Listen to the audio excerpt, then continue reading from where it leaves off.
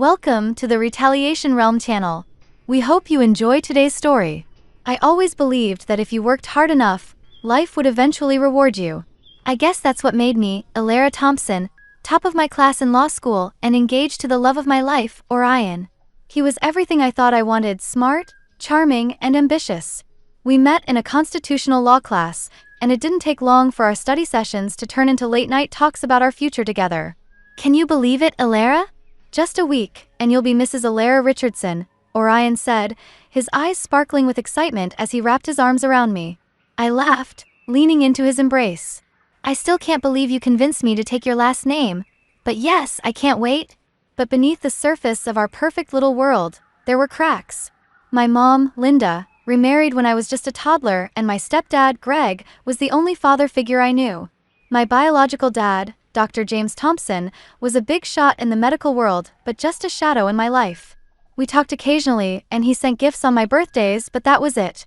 Mom made it clear she didn't want him around, and I never pushed it.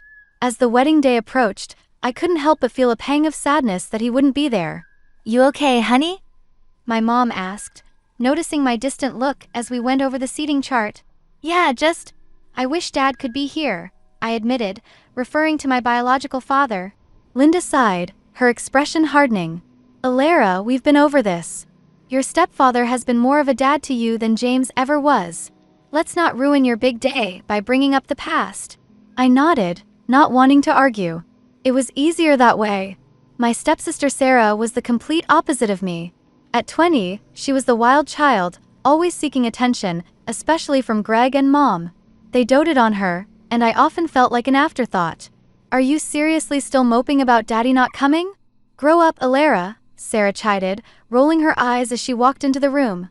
"Sarah, that's enough," Linda scolded, but her tone was gentle, almost indulgent. The day before the wedding, the tension was palpable. Orion seemed distant, and Sarah was unusually smug. I tried to shake off the feeling that something was off. "Hey, are you sure you're okay?" I asked Orion as we were setting up the venue.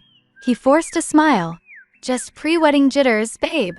Everything's going to be perfect." I wanted to believe him, but something in the pit of my stomach told me otherwise. I wish I had listened to that feeling. The day I had been dreaming of since I was a little girl had finally arrived. The sun was shining, the birds were singing, and everything seemed perfect. I stood in front of the mirror, my wedding dress hugging every curve perfectly. "You look beautiful, Alara," my mom said, her voice soft, a rare moment of tenderness between us. "Thanks, Mom. I just wish Dad could see me," I replied, feeling a familiar ache in my heart. "You have us, Alara." "That's enough," she said, her tone firm as if closing the topic for good. The ceremony was like something out of a fairy tale. I walked down the aisle, my heart pounding with excitement. Orion stood there, looking handsome as ever, but his eyes, they didn't have the usual warmth. I pushed the thought away, convincing myself it was just nerves. As we stood facing each other, the officiant began, "Do you, Orion Richardson, take Alara Thompson to be your lawfully wedded wife?" Before Orion could respond, the doors at the back of the hall burst open. It was Sarah, her eyes wild, her face flushed. "Stop! Stop the wedding!" she yelled, her voice echoing through the silent hall. Everyone turned, stunned. I felt like the ground was slipping away beneath me. "Sarah, what are you doing?" I demanded, my voice shaking. She looked at me, then at Orion, a twisted smile on her face. "I'm pregnant, Alara. And Orion is the father." The room erupted into chaos. My mom and Greg rushed toward Sarah while I stood there, frozen. "Is this true, Orion?" I asked, my voice barely a whisper. Orion wouldn't meet my eyes. I'm sorry, Alara. I didn't mean for this to happen." I felt like I couldn't breathe. The world spun around me. "Sorry? You destroy our future and all you can say is sorry?" I spat, my voice rising. My mom came to me, her expression stern. "Alara, calm down. We need to handle this sensibly." "Calm down," my mom insisted. "Calm down? My fiance cheated on me with my sister, and you want me to calm down?" I couldn't believe her words. "Alara, it's a complicated situation. Orion is a decent man. He wants to take responsibility for the child," Greg added. "A decent man? A decent man doesn't cheat on his fiancée with her sister." I shot back, my anger boiling over. The guests murmured among themselves, some looking at me with pity, others with judgment. I couldn't take it anymore. I ran out of the hall, the sound of my wedding dress tearing as I pushed through the doors. That day, my dream wedding turned into a nightmare. The betrayal by Orion and Sarah was a harsh blow, but the lack of support from my own family was a stab to the heart. It was clear where their loyalties lay, and it wasn't with me. The morning after the wedding never felt surreal. I woke up in my childhood room, the white dress now stained and torn, a painful reminder of the debacle. My phone was overflowing with messages and missed calls, but I ignored them all. I couldn't face the world, not yet. I could hear my mom and Greg talking downstairs, their voices a low hum. I had no desire to join them. The way they had sided with Sarah and Orion was a betrayal. I couldn't digest it. I decided then and there that I needed a fresh start away from all this mess.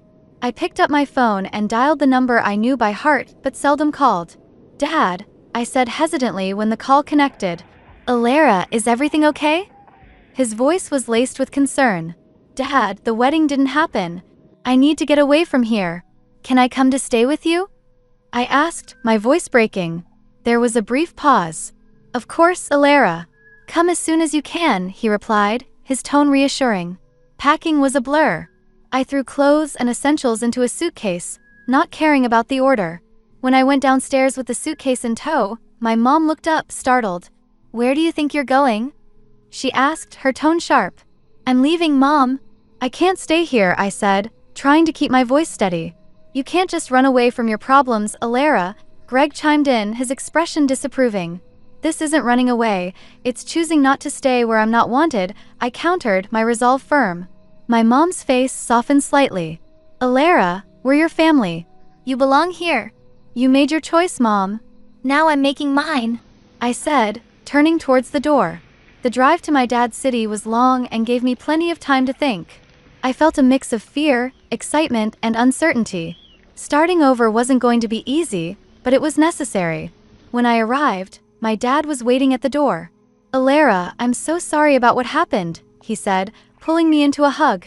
"Thanks, Dad. I just need to figure things out and start fresh," I replied, grateful for his support. Over the next few days, Dad helped me settle in. He even introduced me to an old friend of his, Mr. Anderson, who ran a prestigious law firm in the city. Alara's an excellent lawyer. She graduated top of her class, Dad boasted during the introduction.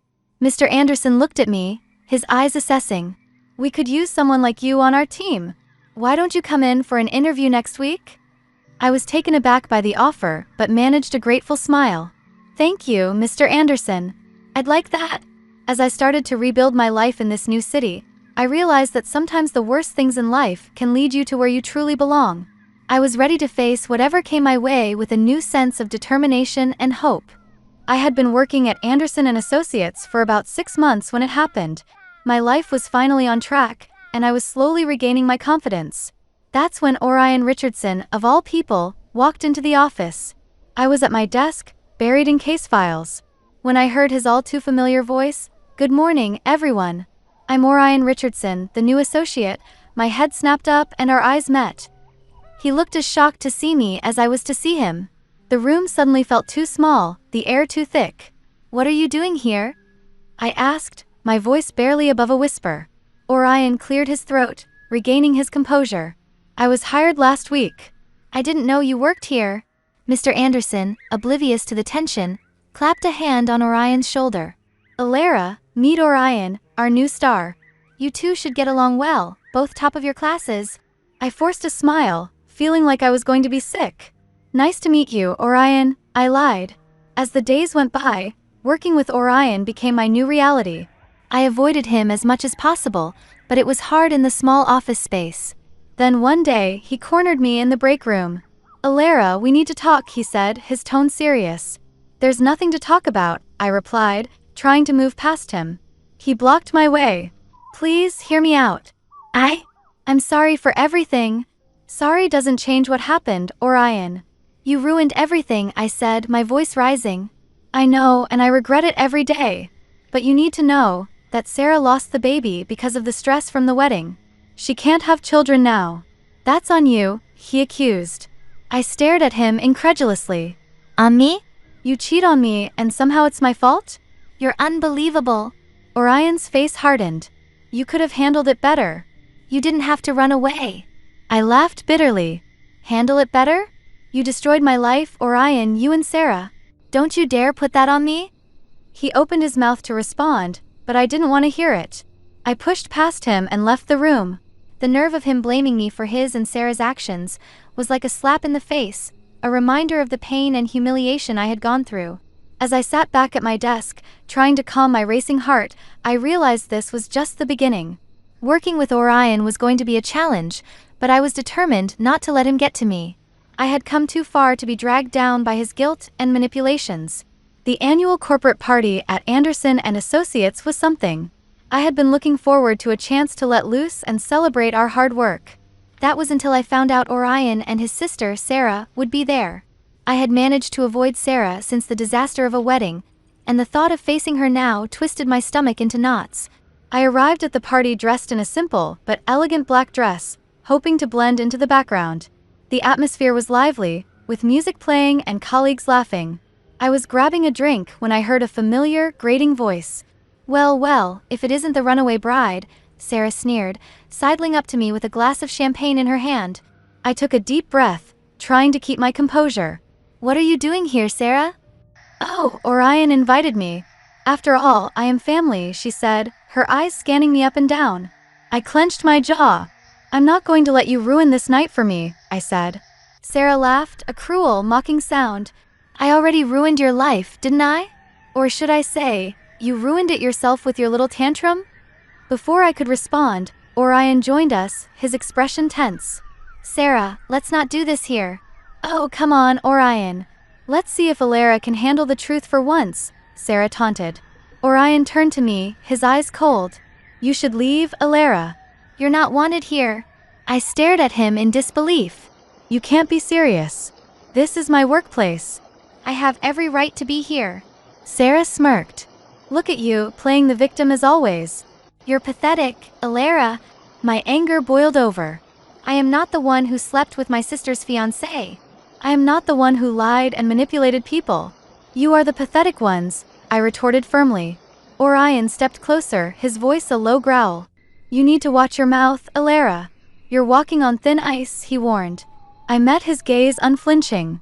"I'm not afraid of you, Orion, or my twisted sister." Just then, Mr. Anderson appeared, sensing the tension. "Is everything all right here?" he asked, looking between us. I took a deep breath, trying to calm my racing heart. "Yes, Mr. Anderson. Everything is fine. I was just leaving." As I walked away, I could feel their eyes on my back, but I held my head high. I wouldn't let them see how much they affected me. I wouldn't give them that satisfaction. That night, as I lay in bed, I realized that this was far from over. Orion and Sarah were determined to make my life difficult, but I was just as determined to stand my ground. I wouldn't let them break me. Not again. The atmosphere in the team was tense. I felt the stares of my colleagues and heard their whispers, which became quieter as I passed by. Orion tried to tell everyone his version of events, painting me as the villain in his story. It was painful because I was the victim of that story, and from his words, I turned into a scapegoat, causing suffering for my sister. My boss, Mr. Anderson, supported me, and that was the most important thing. Without his support, I would not have been able to work in such a toxic atmosphere. The only one who didn't know about all this was my father. But that dinner changed everything. Halfway through the meal, my dad, sensing my discomfort, quietly asked, "Alara, you seem troubled. What's on your mind?" I hesitated, unsure if I should bring it up, but I needed answers. "It's about Sarah and Orion," I began, my voice low. "They've been telling everyone that I caused Sarah's miscarriage, that the stress from the wedding was too much for her." Dad's expression changed to a mix of concern and something else. Hesitation, maybe. "Alara, I, as a doctor, am bound by medical ethics. But you're my daughter, and you deserve the truth." I leaned in, my heart pounding. "What truth, Dad?" He took a deep breath. "Sarah came to me a while back. She was having trouble getting pregnant, but Alara didn't have a miscarriage. She had an abortion. She chose to end the pregnancy herself." The words hit me like a physical blow. An abortion? But why would she lie about that? Dad shook his head, his expression pained. I don't know, Alara, but she was very clear about her decision. The room seemed to spin around me. Sarah's lies, the deceit. It was deeper than I ever imagined. I felt a surge of anger, not just at her but at myself for believing her, for letting her words hurt me. I excused myself from the table, my mind racing. I couldn't confront Sarah or Orion, not yet. I needed a plan, a way to expose her lies without causing more drama. It had to be cunning, something that would reveal the truth in a way they couldn't deny. As I drove back home, ideas started to form in my mind. Sarah had played us all for fools, but I wasn't going to let her get away with it. It was time to turn the tables. Armed with the truth about Sarah, I knew I had to act smart. I couldn't just blurt out what I knew. It needed to be strategic and undeniable. That's when the idea of a sting operation came to me. I remembered hearing about a private investigator, a woman reputed for her skill in uncovering truths people wanted to keep buried. I decided to meet her. Miss Thompson, I understand you need my services, the PI, a woman named Rita, said as we sat in her inconspicuous office. Yes, it's about my stepsister, Sarah. She's lied about something significant, and I need proof, I explained, trying to keep my emotions in check. Rita leaned forward, her eyes sharp. What kind of proof are we talking about? She claimed she had a miscarriage caused by stress I supposedly inflicted, but I know for a fact it was an abortion, I said, feeling a twinge of anger at the memory. Rita nodded, a plan already forming in her mind. People slip up, especially when they think they're in a safe space. You said she likes to drink at a bar on weekends? Yes, she's there almost every Saturday, I confirmed. Good. I'll befriend her there. If she's as loose-lipped as you say when she's drunk, it shouldn't be too hard to get her to spill the truth, Rita said confidently. The following week was agonizing. I waited, hoping Rita would come through. Then, on Tuesday morning, she called me. I got it, Alara. Sarah spilled everything during a drunken rant. It's all on tape, Rita said. I met Rita that evening to listen to the recording, hearing Sarah's voice slurring and boasting about how she fooled everyone, how the baby was never Orion's, and how she never wanted it. Chills ran down my spine. Rita, this is exactly what I needed. How can I ever thank you? I asked. Just seeing justice served is enough for me, Rita replied, a small smile on her face. Now armed with the truth, I knew it was time to confront Sarah and Orion. But I wanted to be careful, to reveal the truth in a way that left no room for doubt or further lies. I planned to invite them to a neutral, public place where they couldn't cause a scene. On the day of the confrontation, my nerves were on edge, but I felt a sense of empowerment too. This was it, the moment of truth. The day had come to confront Sarah and Orion with the truth.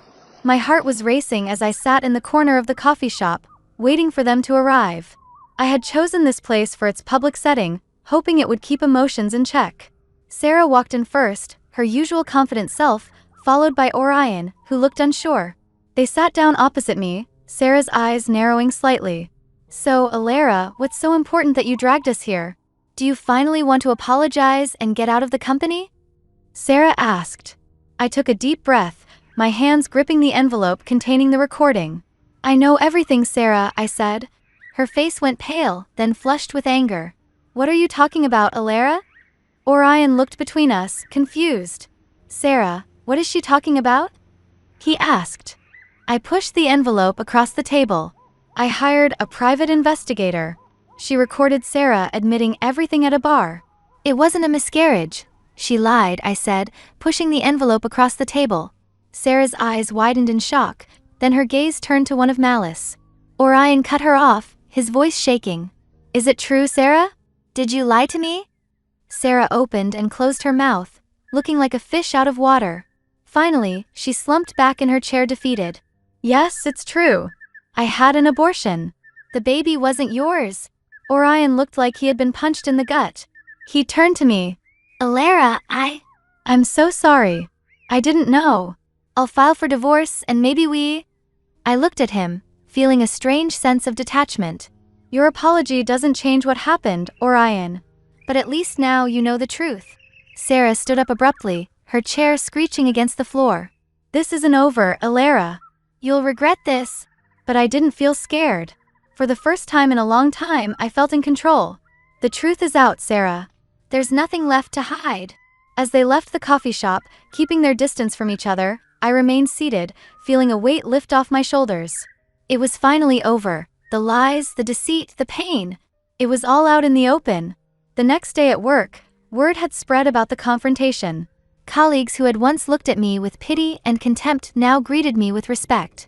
Mr. Anderson called me into his office, a look of concern on his face. "Alara," he began, "I heard about what happened. Are you okay?" Mr. Anderson asked, genuine worry in his tone. I smiled, feeling a sense of peace. "Yes, Mr. Anderson. I'm more than okay. I'm free." As I walked back to my desk, I felt a new sense of purpose. I had faced my demons, and I had come out stronger. My past no longer defined me. I was ready to move on, to build a future on my terms. Thank you for being with us and listening until the end. If you found it interesting, please subscribe, give us a like, and leave your comments. We'll see you on the Retaliation Realm channel.